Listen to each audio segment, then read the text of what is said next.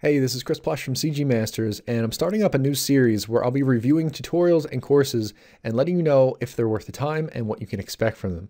If you know any tutorials you'd like featured in these videos, including your own, you can link them in the comments and I'll check them out.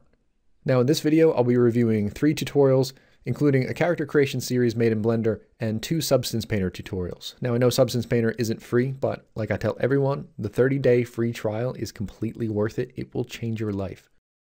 But let's start off with Grant Abbitt's course on creating a game-ready warrior character in Blender. Character stuff is definitely outside my comfort zone. I've never made a good character, and I never even tried sculpting one. I never really sculpted much of anything at all, really. Now, you definitely have to be comfortable with Blender for this course. He doesn't hold your hand, and there's a lot of time lapse, so you're going to be doing a lot of stuff on your own, especially the sculpting. I actually learned a lot through this series, though. He takes you through blocking out a basic shape with metaballs, which I thought was a really cool idea to get that base model going. Then sculpting, including using imported brushes, and retopology in several methods, including a cool free program called Instant Mesh, and another method using the grease pencil to help lay down topology, which I thought was awesome.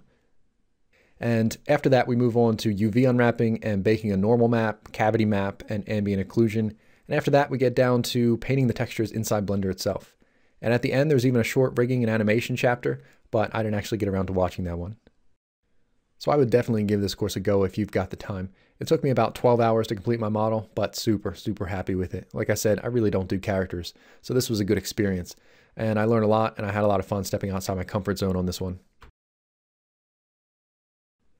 Now, the next tutorial is on using Substance Painter for texturing.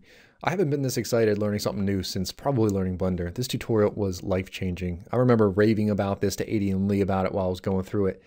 There's also a new full series on our site on texturing an oil lamp, which I think I'll do soon. But this tutorial alone was fantastic and teaches you a great deal about the texturing process inside the program.